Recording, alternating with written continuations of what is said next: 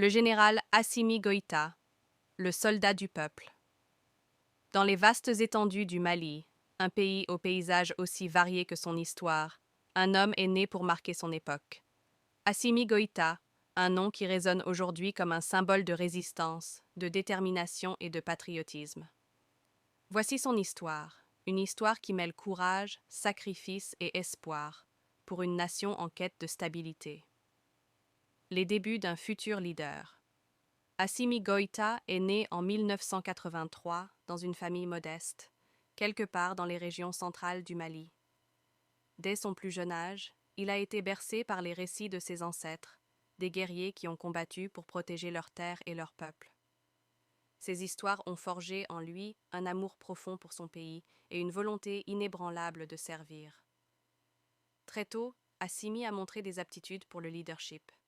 À l'école, il était celui qui rassemblait ses camarades, celui qui trouvait des solutions aux problèmes. Mais c'est dans l'uniforme militaire qu'il a trouvé sa véritable vocation. En intégrant les forces armées maliennes, il a vu une opportunité de défendre son pays et de contribuer à son développement. La montée en puissance. Au fil des années, Assimi Goïta a gravi les échelons de l'armée avec détermination. Il s'est distingué par son intelligence tactique, son courage sur le terrain et sa capacité à inspirer ses hommes.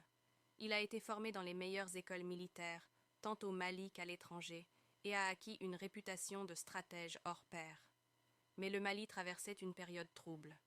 Le pays était en proie à l'insécurité, aux attaques terroristes et à une instabilité politique chronique. Assimi a vu son pays sombrer peu à peu, et cela l'a profondément affecté. Il savait que quelque chose devait changer. Le tournant de 2020.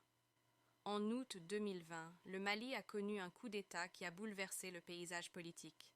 Assimi Goïta, alors colonel, était à la tête du Comité national pour le salut du peuple, CNSP. Ce mouvement, composé de jeunes officiers, a renversé le président Ibrahim Boubacar Keïta, accusé de corruption et d'incapacité à gérer les crises du pays. Pour Assimi, ce n'était pas un acte de trahison, mais un sacrifice nécessaire pour sauver le Mali. Il a expliqué que son objectif était de rétablir l'ordre, de lutter contre la corruption et de ramener la stabilité dans un pays au bord du gouffre. Les défis d'un leader. Devenu vice-président de la transition, Assimi Goïta a dû faire face à de nombreux défis. Les attentes du peuple étaient immenses et les pressions internationales, particulièrement de la CEDEAO et de la France, étaient fortes. Mais Assimi est resté ferme. Il a insisté sur le fait que la priorité était de sécuriser le pays et d'organiser des élections libres et transparentes. En mai 2021, un nouveau coup d'État a eu lieu, cette fois contre le président de transition Ba Ndaw. Assimi Goïta a pris les rênes du pouvoir, expliquant que cette décision était nécessaire pour préserver les objectifs de la transition. Pour ses détracteurs, il était un putschiste. Pour ses partisans, il était un sauveur. Une vision pour le Mali. Assimi Goïta a toujours affirmé que son ambition n'était pas de rester au pouvoir, mais de préparer le Mali à un avenir meilleur. Sous sa direction, le gouvernement de transition a lancé des réformes pour renforcer l'armée, lutter contre la corruption et organiser des élections. Il a également cherché à réduire l'influence des puissances étrangères en se rapprochant de nouveaux partenaires comme la Russie. Mais le chemin est semé d'embûches. Les défis sécuritaires restent immenses et la population malienne, bien que reconnaissante pour ses efforts, attend des résultats concrets. Assimi Goïta le sait, son héritage dépendra de sa capacité à tenir ses promesses. L'héritage d'un patriote. Aujourd'hui, Assimi Goïta est une figure controversée, mais indéniablement importante dans l'histoire du Mali.